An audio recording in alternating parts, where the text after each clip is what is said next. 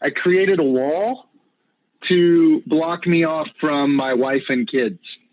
Not because I don't like them, but because I do love them. So this is like with the coronavirus, right? So we all had to work from home, and not everyone's at a ski lodge like Zeb. Is that a virtual background, Zeb?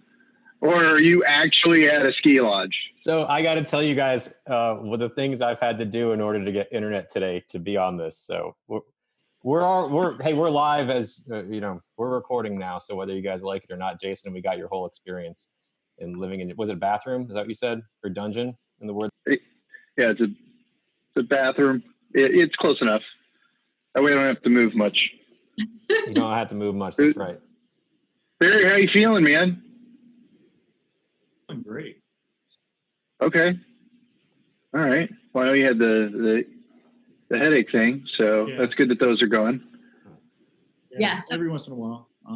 Usually once a quarter now or so. When I was younger, it was all the time. Once a month, once every couple weeks. So, and I can catch them better now too. So migraines don't sneak up for me as this one did. But normally I can feel them coming on and take certain precautions and deal with them. So, my mom used to get those. She would take like a shot in her butt. I didn't do the shit. She would do them herself, or my dad would. I was asked to leave the room, but she'd get really bad headaches. You should have been there. It probably would have been a really good bond. I could have helped for you. Yeah, man. Could have got it right in there. Dude, there's people. So speaking of taking shots and stuff, I had a buddy who was in medical school, mind you, when this happened. And he walked into an operating room and passed out at the sight of blood. And we were all like, whoa, dude, like you may not be in the right profession if you can't stand in the OR and be able to get through that. You may have chosen the wrong path. Now, granted, he got through that just fine. He's been a doctor for a long time, but talk about one of those moments when you're like, maybe I'm not on the right path. Anybody else get freaked out by needles out of curiosity? I mean, more so than usual. Yeah. I at one point thought I was going to become a firefighter. This was in my early 20s. So I had to, you have to be EMT trained for it, but I was super squeamish. So I forced myself to watch all the Saw movies and not look away. Ooh. And that's how I was trying to get used to, believe it or not, it actually worked a lot. I was trying to get disgusted, but be okay, like be in that moment. And turns out my wife loves the Saw movies, which we can talk about that another day. But much more than any one person should. Well, all right. That sounds interesting. Let's, we kind of missed we've been recording for a minute. We kind of missed the intro. Welcome everybody to the Victis podcast number 2. We kind of already jumped in and got started. This is a special one because we actually do have Berry with us for the first time. Tried to join last time, but now he's back looking way healthier than dealing with migraines. So welcome, Berry. Will you give a quick background? Everybody got to meet most of us last time. Will you give a quick background on yourself? Because I think it's a pretty cool story what you got and how you came to be with us today. I got into digital marketing about 20 years ago now. Some friends had started a company. They had reached out to me when they first created their business plan. They were working in an apartment, and I declined, investing, which I should have. And I told them, I'm not that interested in, coming and joining the team at the time until you get out of the apartment and y'all give me a call. And that's what they did. I was the 8th member of that team and been in digital marketing ever since. I was actually running a pharmacy prior to that. So, over the last 20 years, we've done a lot of crazy, cool things. Been in a startup environment for that long. It seems like every time we get a business to some type of maturity, we move on to something else. So we took that company from the apartment. Once they brought me on, we went from in a 2-year span, we took it from a little over $1 million to about 110 million in revenue. Oh man! We split up and kind of did our own things for a little while, and we came back together for a few years, and we split up, and we've done that a couple of times. There's a core group of us in Columbia, South Carolina, and then at the beginning of this year, I was actually just consulting. Dude, I gotta go back, man. You went from $1 million to $100+ million in revenue in how many years? Wait, 100 million? I thought he said 10 million, which was already impressive. But we're like, okay, more zeros. Got it. All right, sorry. That's a really big important zero, though. 10 to 100 is a really big. Yeah, not that it's they're all kind not of a big zero. That's a extra special zero. Insider trading? What? I can't talk about that part, but yes. Right. No, it was a lot of direct consumer, all digital. We did nothing illegal, and it was we were in the right place, right time, great idea, and it boomed. And then so that's what got me into just digital marketing in itself. I messed around on my own a little bit and found some things called flyers on Facebook. They didn't have a marketing or ad platform at that point, but they had these things called flyers where you could pay a penny per click. And it was meant for students to resell their books, or they had a band. Hey, we're playing this gig here. Well, I took some incentive marketing ideas and bought those clicks for a penny a piece. And what year was this? It worked. So this was 2008, 2009. Facebook had just got to where at that point you still needed a .edu address to be on Facebook. I didn't have a .edu address, and you can only spend $50 a day, so you couldn't really scale it. It worked to the tune of about 300% margin. So what I did was we went and rented kids' Facebook pages so that I could spend $50 on each account. And so you gotta be kidding me. That's genius. It didn't take much. Case of beer here, case of beer there. And then you have this network of 15, 20 accounts that you can run these ads on. So eventually Facebook figured out what was going on because they all saw it coming back to the same domain. They reached out to me. They asked some questions as to, I guess I can talk about this now because it's been so long. They asked if it was profitable. Of course, it was really profitable. I thought, we're barely breaking even. But yeah, there you go. Interesting. There you go. I didn't want them to ask for anything from me. So then established a relationship with Facebook, actually was able to help them as they were building their ad platform. That's what they contacted me about. They were building this ad platform, had questions. And then this is during a time where literally they would FedEx me a contract. And I had to sign it and we FedEx it back. That's how we signed.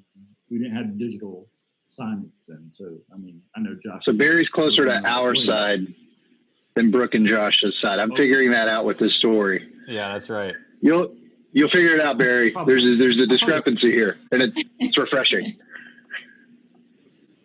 The oldest one here. So yeah, that was a blessing. That took off and has allowed me to kind of navigate where I wanted to go and what I wanted to do for the last decade or so.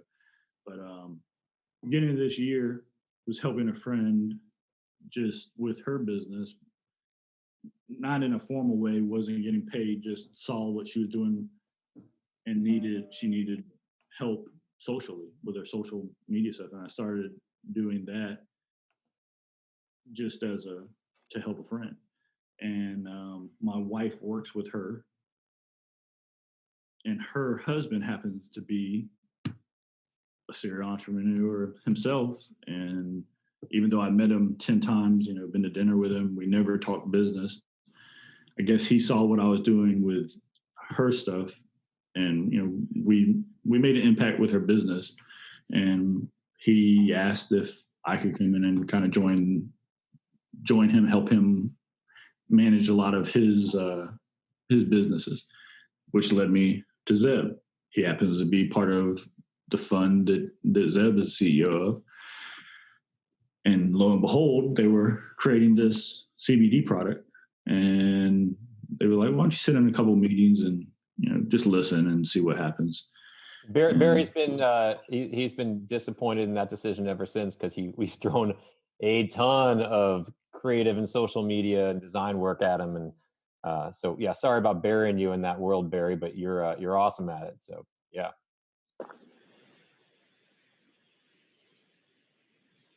I love to do, or getting an idea and creating a brand and an actual physical good around it is something that's special. And we're doing it from a mom and pop shops here in Columbia, South Carolina, to now, back to national, with some of the other things that we're doing with the fund. So love it. So yeah, it's been fun. That leads us to today. It's funny because I had a friend come and sit with Zeb, and I met Jason on social media before, and I saw how Zeb and Jason interact. So I was like, okay, I had a kind of a background there. But I had a friend come in and meet with Zeb just because I think Zeb could help mentor him and the situation that he had found himself in, a good situation. And I watched Zeb interact with him, and as I'm watching this, I watch Zeb every week interact with tons of people, but seeing somebody close and personal that I've known for 40 years and how Zeb handled that meeting, I was like, this should be a podcast. If I could have recorded that meeting, it would have been a great podcast. And that's when I said. And who's that going to be next week? Uncle Phil. Since he'll be on. He'll join us on I think the 20th, and we'll go. Y'all get to hear his story. But yeah, that's what give like a 30-second teaser on Uncle Phil for everybody in case they don't know. I've known for close to 40 years. Philip J. Morant. He was the guy. You always have a guy, at least us guys do, growing up, that always pushes you, and no matter what, he's always a little better than you at these things, and you just want to beat him. You want to, that's Phil to me. He was, my dad coached us in basketball and baseball. I think I hit 6 or 7 threes one game, was leading scorer. I came off, I was like, expecting my dad to say, "Hey, great game, blah, blah." And he's like, "Hey, you shot really well today, but did you see when Phil did the jump stop and at the free throw line and fed you?" I was like, "Yeah." He's like, "That was the play of the game. You need to work on that." I'm like, damn it. Phil got me again. He was always that guy for me. And we become brothers. He is a tremendous father, tremendous just friend. He happens to be the uncle of, hopefully in the next week or so, the official Rookie of the Year, John Morant, in the NBA. So Phil's helped Team Morant navigate some of those things, and he's an all-around interesting guy to begin with. Oh, totally. Obviously, the Tawa job is interesting. Totally. He's got such a great story, with his family being, very fortunate and thrust into the situation with John's athletic success and stardom, not just on the NBA, but I mean, Ja has, a huge amount of social media followers, and they're managing that space, and he's a rookie, and it's going to be a really cool conversation next week. And that's because of our buddy Barry here, who has been lifelong friends with Uncle Phil. And I'm super excited for it. So maybe next week we can all agree next week that Jason can't talk, so we can save our reputations and everybody else is good. Is that fair? I think that makes the most sense. We should definitely lead with that. I don't want to mess this up for anybody. So by the end of the conversation, we'll be Phil. Everybody that talked to him for a while, you just feel like he's that guy that you go to for that advice. So even people that just meet him, they end up calling him Uncle Phil at some point. Zeb calls him Uncle Phil from that one meeting, and he's just a good all around guy. So I'm excited for him to get on. He's just a good guy. Y'all love him. Some interesting things will come out. We played basketball with not only a NBA world champion Ray Allen, but we also played with Walter Wade, who actually won a World Series with the Braves. So I mean, we played basketball with 2 world champions growing up. Obviously, John's father played with us as well, who would have been a professional athlete. So we were surrounded by a lot of great talent. And I kid you not, Phil, if you give Phil 3 inches, he's an NBA perennial all-star. He was the best point guard I've ever played with, for sure. But ever in that era, he was just that guy. So he'll be interesting to talk to for sure. Yeah, it's going to be awesome, man. I'm excited. I already have like a list of questions I've been putting together for him, but I won't monopolize the time. It'll be easy because Jason can't speak, so we'll just keep it really simple next week, right? Should I email you my questions? Yeah, can Would that be easiest? Carrier pigeon would be preferable if that's okay. Okay. All right, I'll get on that. Yeah, awesome. So let's see, a couple things. Dude, the Train with Rich giveaway NetJets weekend that's underway. Holy cow, guys. How cool is that? We have Jason, what's that, Brooklyn? We have a lot of entries. Yeah. And we still got a number of weeks to go before when's the deadline? September 7th, I think we're picking a winner. So About 3 weeks.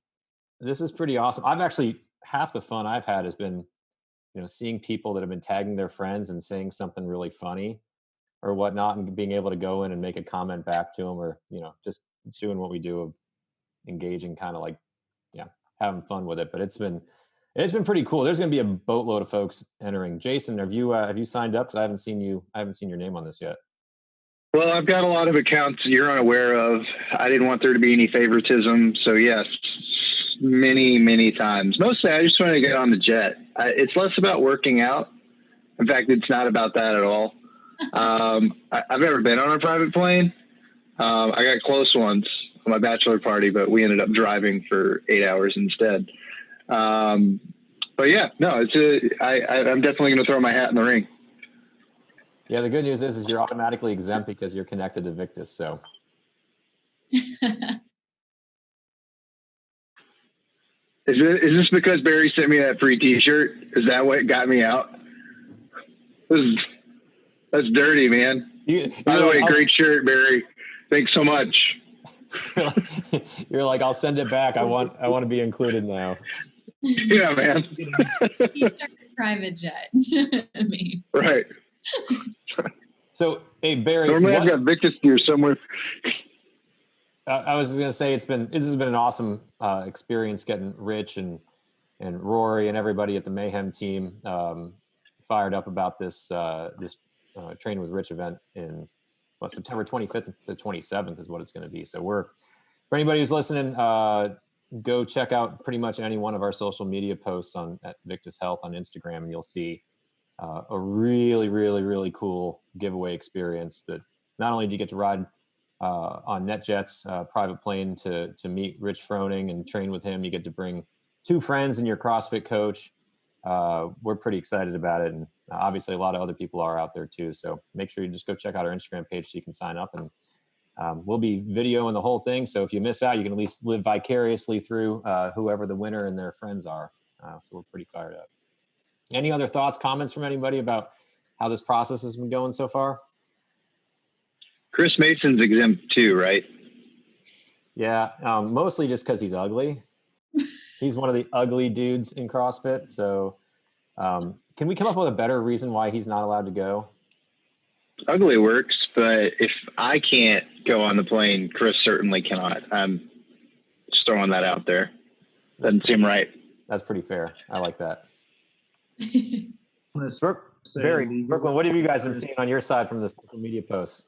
I mean, it's just crazy. I've been sending it to one of my friends in California. She's been circulating it through her gym.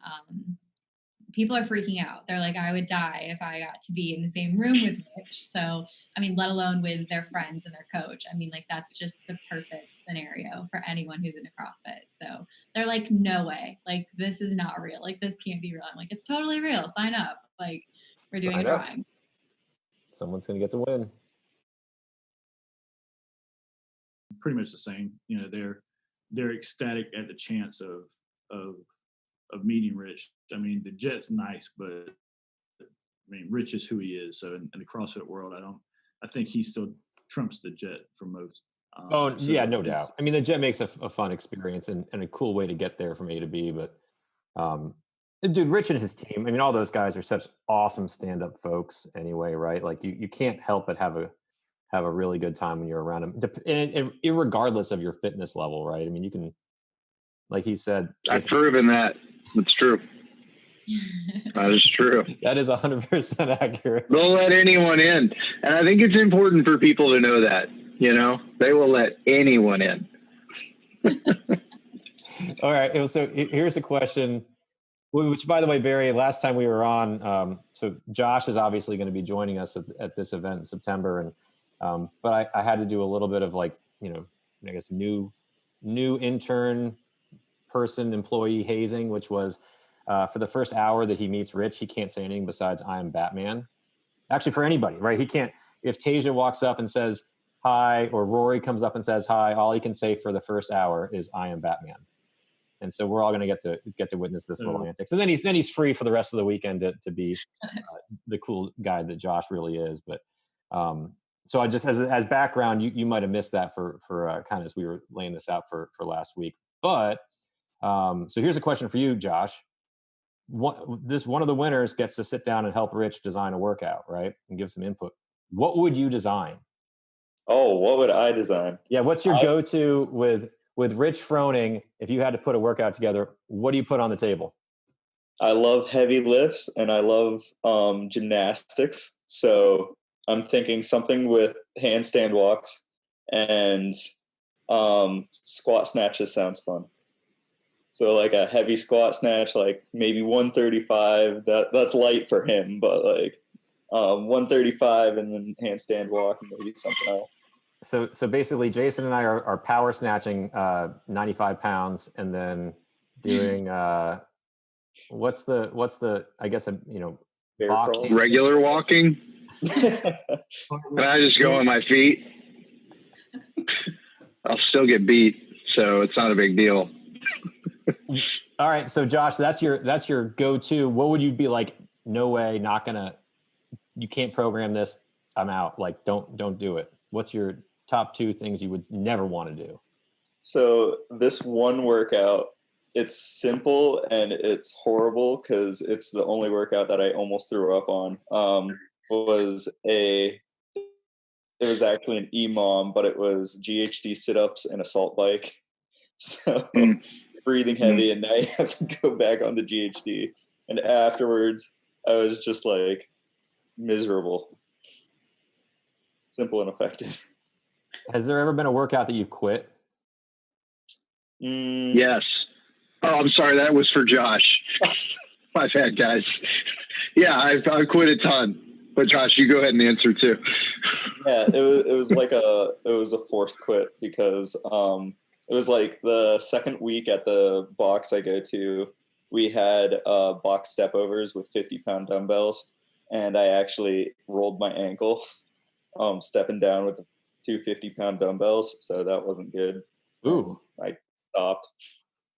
But that was because the only one. Something went wrong, not because you were like, my will to live is at 0. I quit. Yeah. Hey, Josh, I've got a question for you. One, love the product placement in the background there. It's subtle but effective. I did see it immediately. Every CrossFitter thinks there's at least 2 moves that they do better than, we'll say, most, if not everyone, right? For me particular, just to give you an example, I happen to be decent at toes to bar. It was my jam. And back in the day, handstand push-ups. If there was a workout with that, I thought I was going to crush, right? What workout would you draw up that you think you might, because everyone thinks they might have a chance of beating Rich Froning at? Oh my God. Yeah, no need to be humble here. You ride a wad, and you're like, I could at least keep up or beat him at. Oh, geez. This is going to be great. I honestly don't know. I like ring muscle ups. I do, and I can string them together well. But I know he's really good at them too. Yes, he is. He's really good at almost everything, but yeah. There's not a movement here to say that he's not awesome at. All right, so ring muscle ups. Yeah. Coupled with what? He's got me in like every lift. Is there like a technical thing you're like, I think I can eke it out on him on this? I might be able to keep up with him at least if we added bench in, which is like never in any workouts. Interesting. But all right, Zeb, let's, beyond the Batman thing, let's get a workout going where there's ring muscle ups and bench, and we'll tell Rich that Josh said he was going to murder him at it. I like this. This is perfect, which is basically what he just said. So, I mean, we're not taking words out of his mouth too far.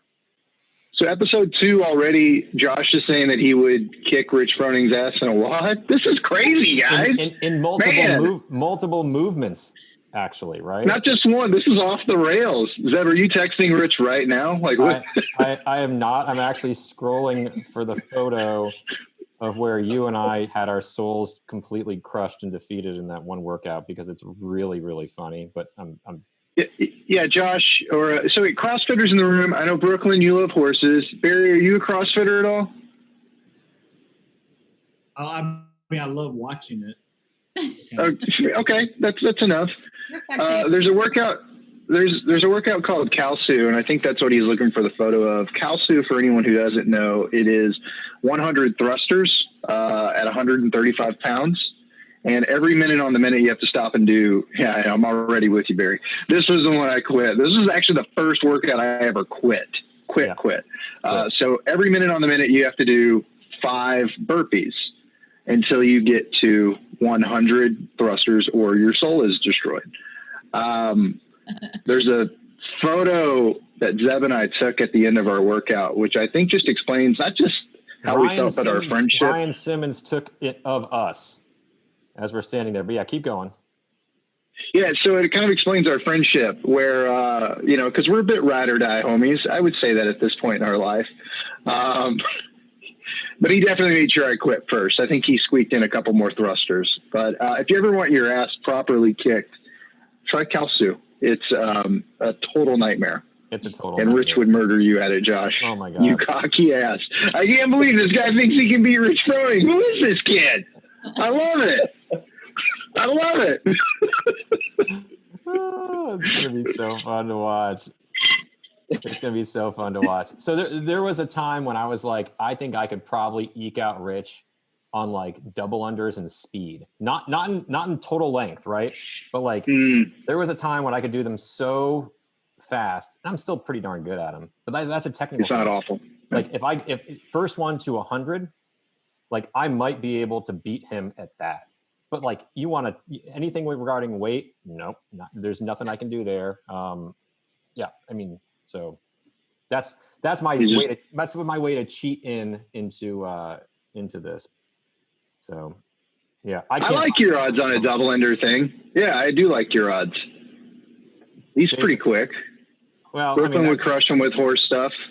Barry, you look like you can bench 300 pounds. So there's that. That'd be him on social media metrics. Yeah, I can't power snatch, but I can power naps. So I mean, I got. That's pretty funny. All right, I can't find this photo. We're gonna have to. I got to move on, or else I'm gonna be sitting here searching for hours trying to figure this out. Hey, let's talk about our boy Michael Chandler for a second, dude. is that guy not flipping awesome? What was it?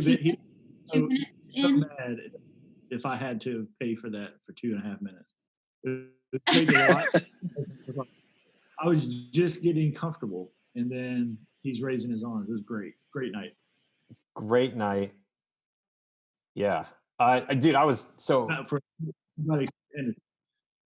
Henderson didn't have a great night, but everyone else had a great night. Yeah, it was great to see. Dude, Michael is the man. So I think the coolest part is not just is he an amazing athlete, right? But he's such a great dude. Like I've gotten to know him for, like the last 6 or 9 months since we started talking about a sponsorship with him, with Victis. And, he is a stand-up guy with a great family. We'll have him on the podcast so people can hear this firsthand from him. But, he's such a great dude. And, I think what probably got me, what intrigued me the most or impressed me the most with him was when I first met him. I'm walking into this meeting. I was actually with a great guy named Jim Hensel, who does Mayhem Mindset stuff with Rich Froning, and helps people think through like their core values and who they are, and what they stand for. And he helped make the introduction to Chandler. And we were walking into this coffee shop or breakfast place in Nashville, and I'm sitting there. I'm like, well, this guy gets in a cage for a living and tries to beat people up. I mean, that's like insanely intense compared to where I come from. And I'm sitting there and I'm thinking to myself, is he going to be like a very thoughtful, soft-spoken dude? Is he going to be this like meathead? I think he even used the word like knuckle dragger guy. And because you just don't know, like that's what you're coming into a situation. I thought he might be on the latter of those things. And he's like this super thoughtful, soft-spoken, obviously can be, super strong when he needs to, but, soft-spoken guy, very thoughtful. And I think what intrigued me the most, I knew his background, but like the fact that he was an All-American wrestler in college, and, he graduated and had, great grades and all the things that are required to be an All-American. I was like, dude, this guy's got his act together. And I have no doubt, like, he's the sort of dude, like the moment he graduates and decides he doesn't want to be an MMA fighter anymore, like getting in the ring for a living to defend himself or hurt other people, dude, that guy's going to go on and whatever he wants to do, he's going to go do. So anyway, off my soapbox, he's an amazing human. Pretty stoked that he's part of Team Victis, and we'll get him on to talk about it. But it was a great night for him. I was super proud of him. It's interesting because I was a huge Vincent Henderson fan from the UFC. He had went to Bellator and started winning. And I'd never heard of Mike Chandler. This is the first fight, I guess it's 2015, 16, maybe. I'm not sure. It's three years ago, I guess, maybe 17. So I watched the first Henderson Chandler fight. And when he won the decision, his interview afterwards is what made me go. I went and looked him up on Instagram. I've been following him ever since. And Zeb's 100% correct.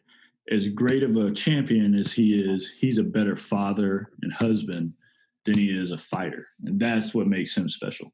So he'll be great to have on and let you guys interrogate, I guess. So yeah, just a great guy all around. Josh, do you think you could beat him too? Oh no, definitely not. Jeez, man, this Josh kid. Oh man, to be young and that cocky. Just get him in a ring, Zeb. You know why I'm picking on it? Because I know if I do it enough, Zeb will make it happen.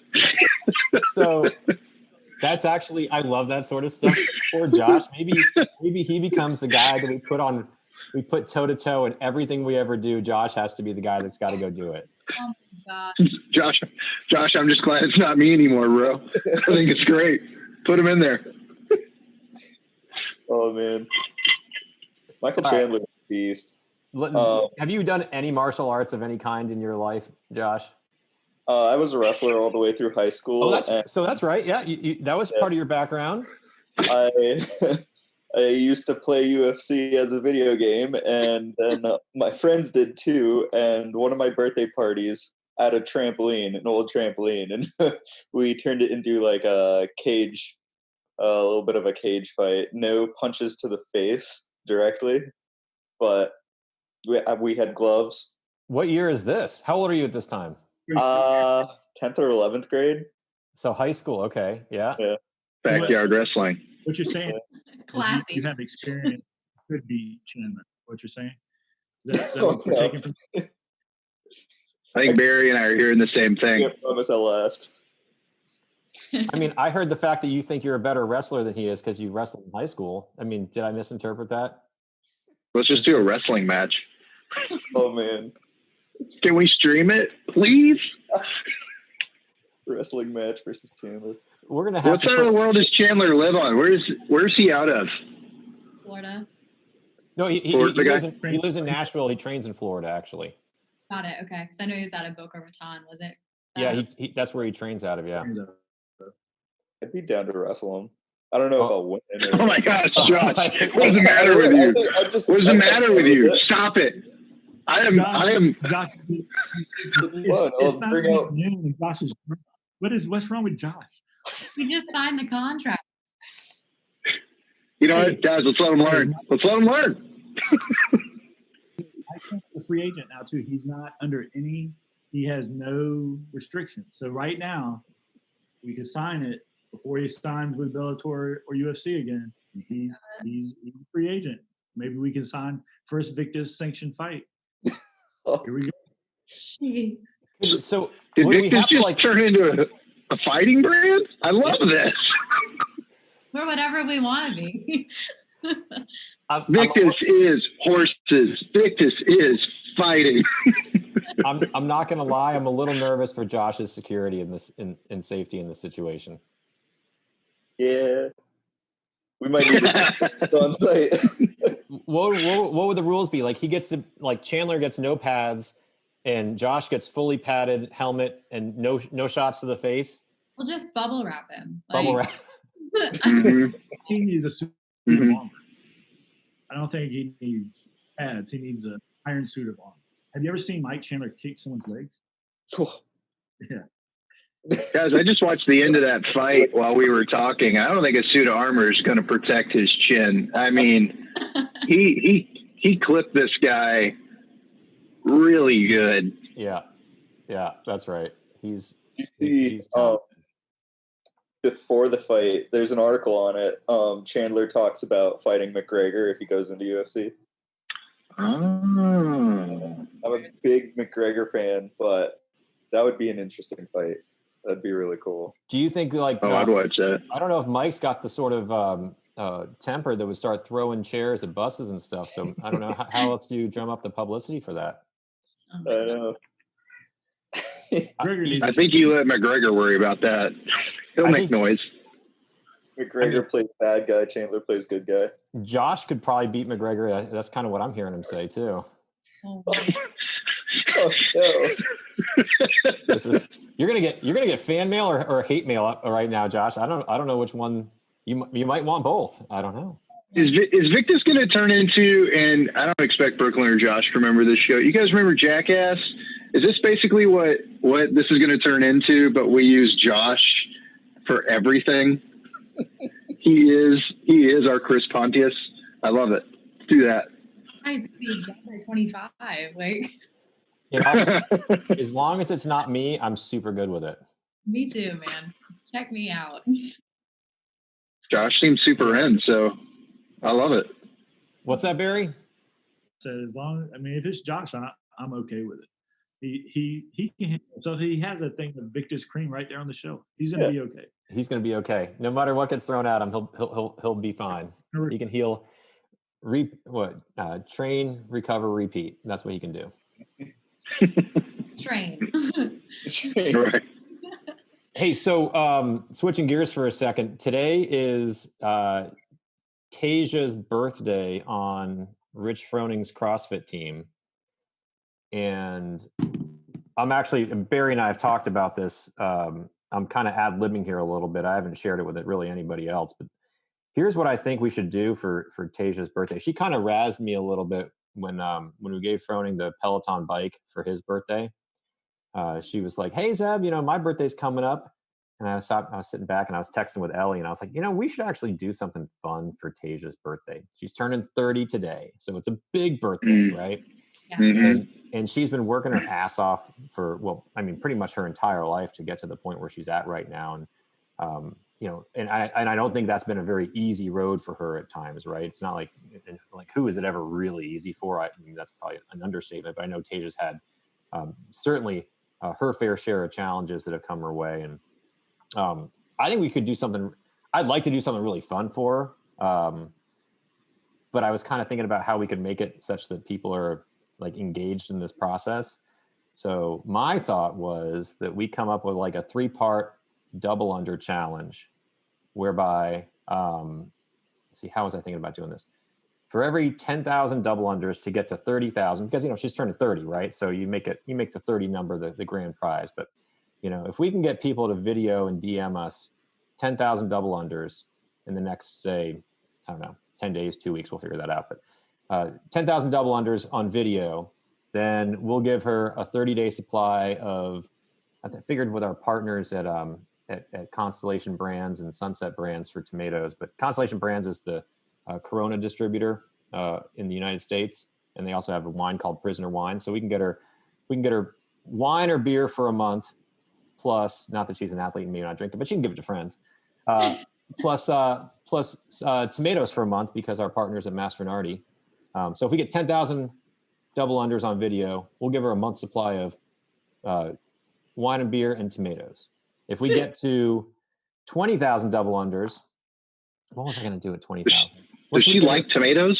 Well, and how many tomatoes? Like a truckload of tomatoes? No, a month supply. I mean, we can pick whatever we want. I was just thinking.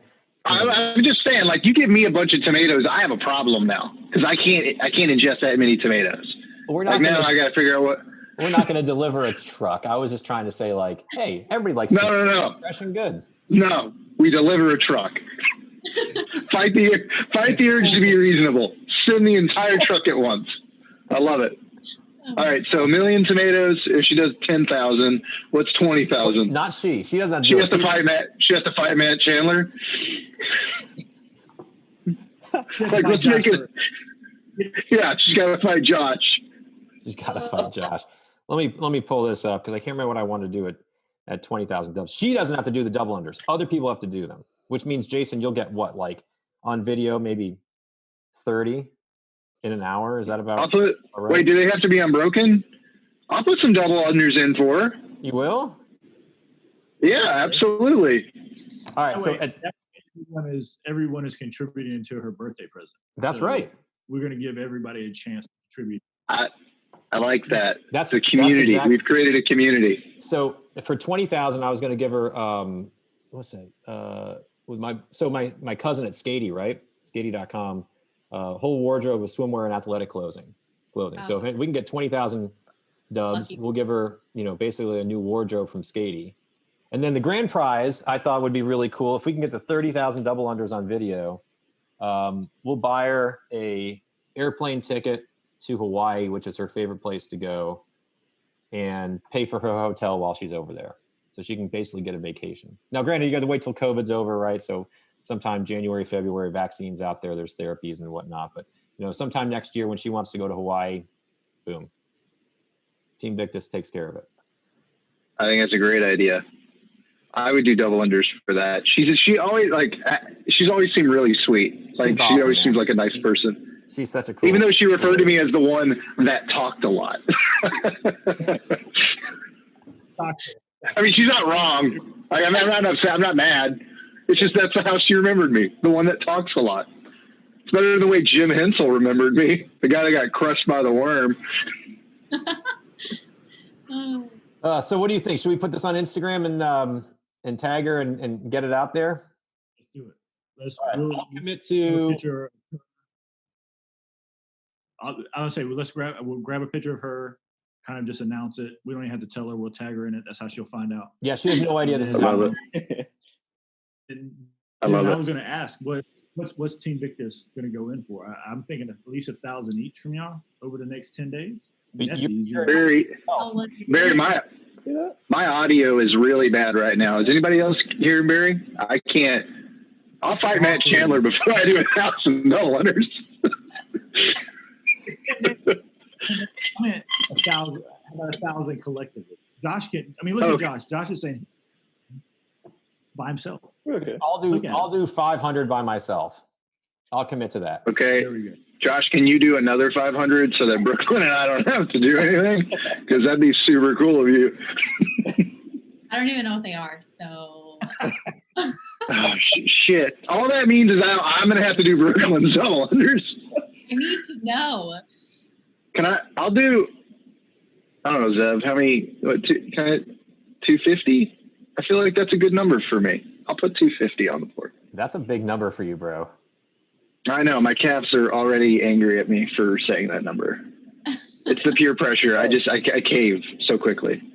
25 every minute on a minute for 10 minutes. There you go. All right, Josh, when you do the math, I really don't think I can do that. So I'll hold my breath and make it work. You got 10 days. All right. Barry, can you do double unders? I can figure it out. Ooh, this is not a move you get to figure out. I'm going to advise you against that. I love his confidence. It took me over a year, but I love it. Put him down, figure it out. I love it. Barry, if you can get... I can get one in 10 days. Hold on.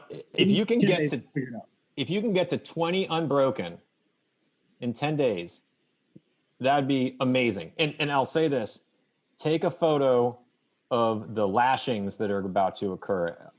You got to be able to document these for everybody else, okay? All right. I'm going to stop doing these calls if we walk away with all these like tasks and mental, like physical challenges. All right. You said 1,000, right? So that'd be 1,500, 250. Is that right? I'm doing 1,000. Oh, there you go. There. What? You said it. Oh, Josh. Thank you so much. I was super nervous. It only makes sense that, I mean, Josh, is your role? Are you the intern? Like, is that your like actual turn? Okay, because well, then that's a very intern thing to do.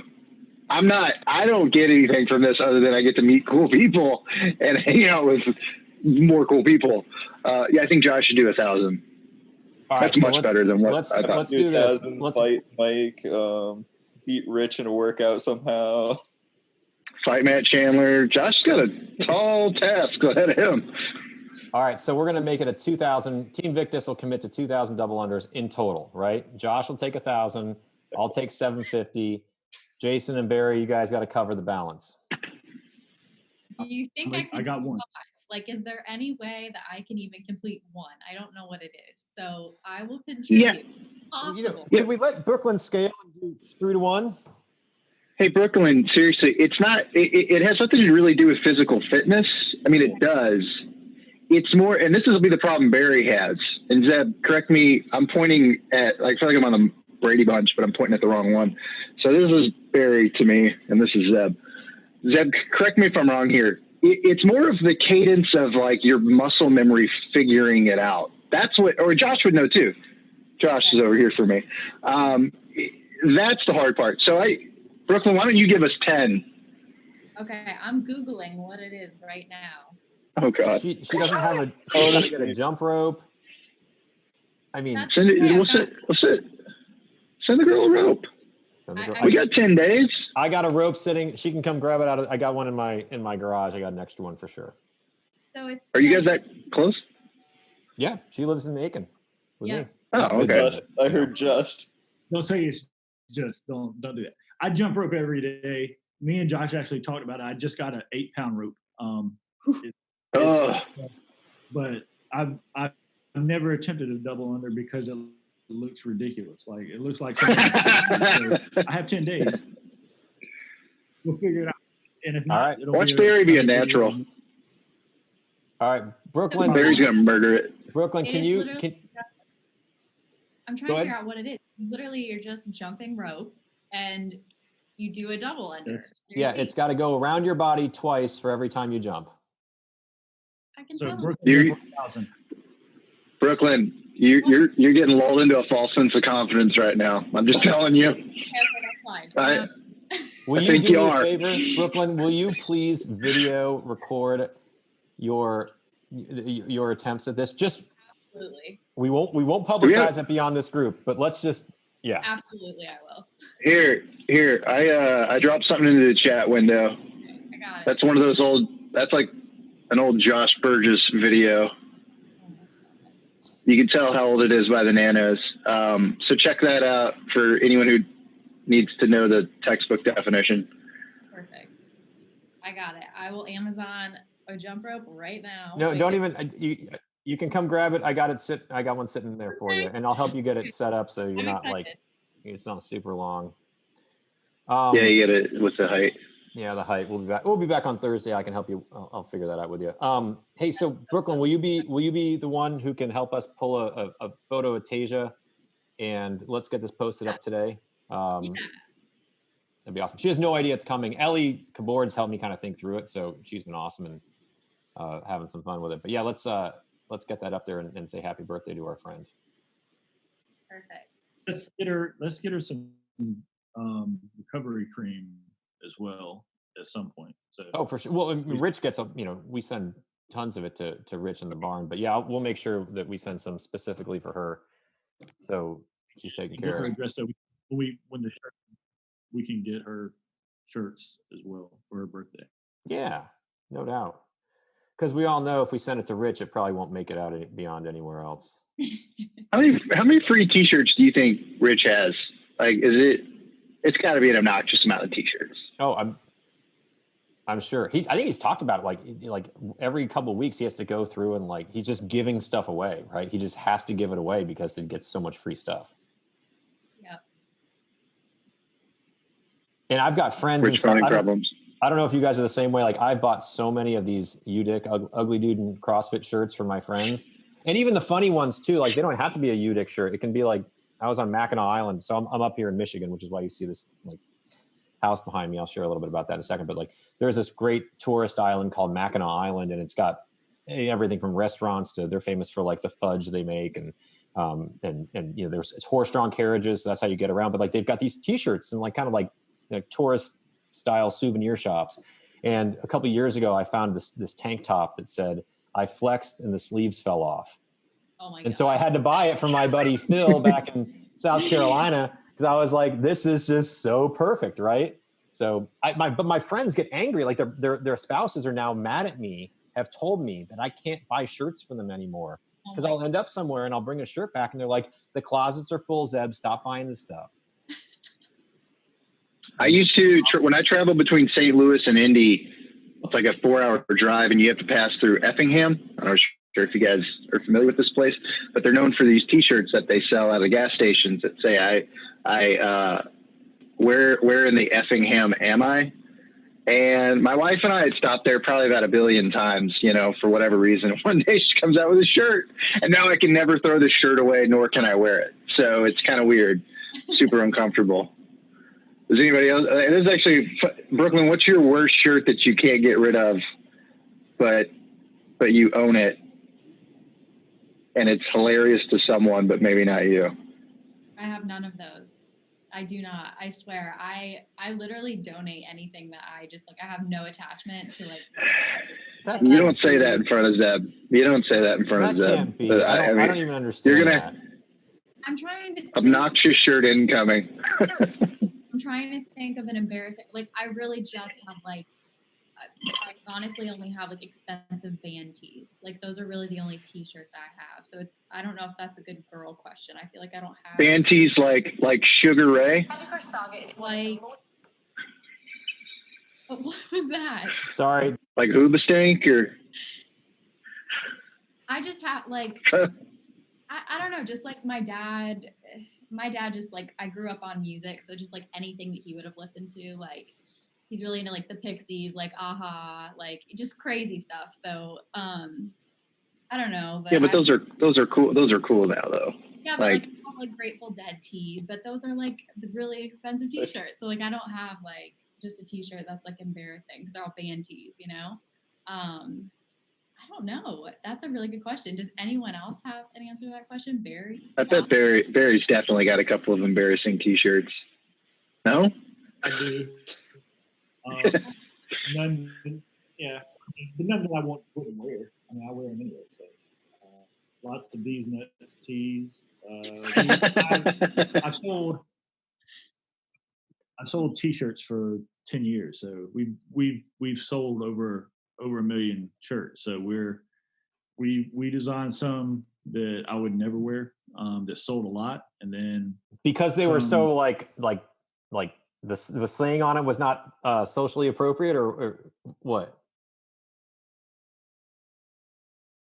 So when we first started designing shirts, it was for the local football team, college, USC. So there was a lot of Gamecock references. That's true. I don't understand. Can you elaborate? Go Cox. Oh, right.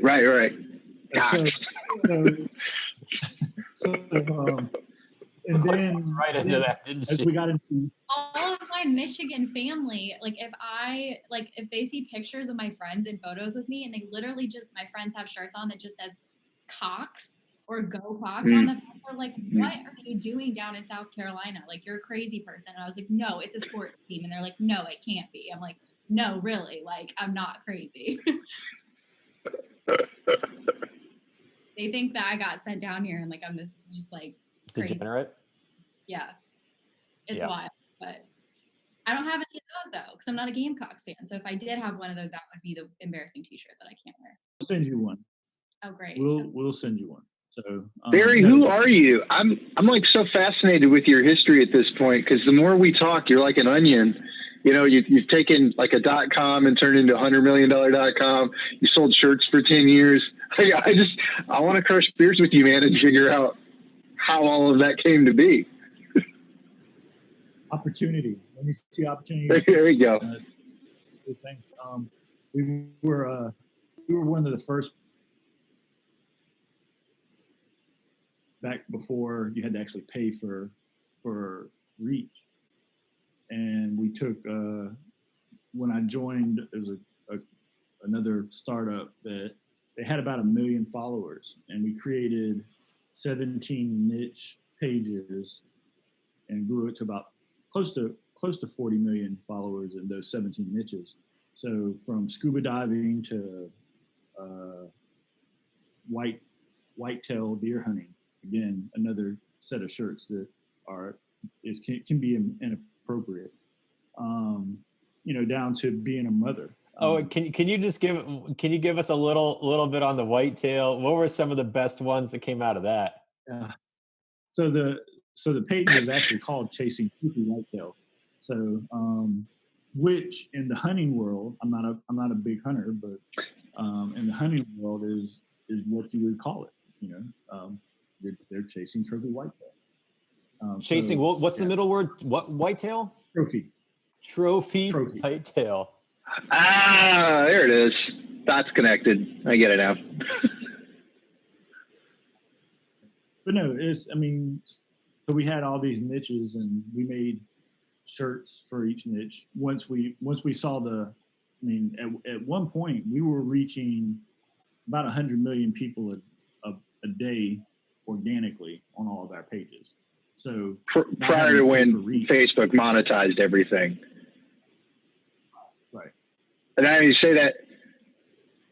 Yeah, they decided that organic reach was messing up their news feed, and also they could figure out that people would actually pay for that reach.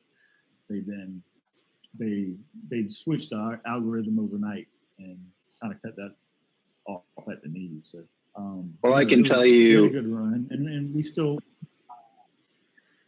I was gonna say I have a little experience with that. Zeb knows. I ran a business online for a short stint, about 3 years. We sold sports memorabilia, and Facebook was how we marketed. And what they did to the algorithms with how much money you had to put in versus how many you reached, just really shrank your audience over time. But we created a couple of one-off pages, like It's a Wonderful Life. Like we were selling autographs from the little girl when every time a bell rings, an angel gets its wings.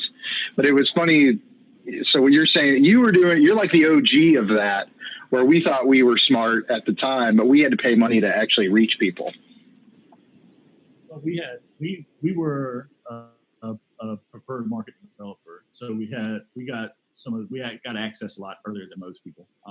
So we test a lot of things. And so once I saw the what we could do with pages, the idea came, could we create these brands in these certain verticals that we thought we could then sell into other brands, kind of like P&G. Like our mother's page had 4 million active moms on it. And the goal was to build it up and then go out and say, okay, Procter & Gamble, do you want to advertise on our page? We have, 4 million active mothers on this page. And that never really came to fruition. But what did come to fruition was shirts. And that mother's page was probably responsible for half of the shirts sold that we did over the year. Oh, wow. That we had a good run. So yeah, but no, the designs that we came up with, they were just not. What I learned was we originally started designing stuff that I liked, and I realized that my taste doesn't speak for the general public. So we started designing things for what we thought would sell, and so that was one of my first aha moments of sometimes you have to put yourself in someone else's shoes and to get the right design, look and feel of things. So it was a good lesson learned and something that we use even with Victis when we post with Victis. We make sure that what we post is for the user, not for us. So.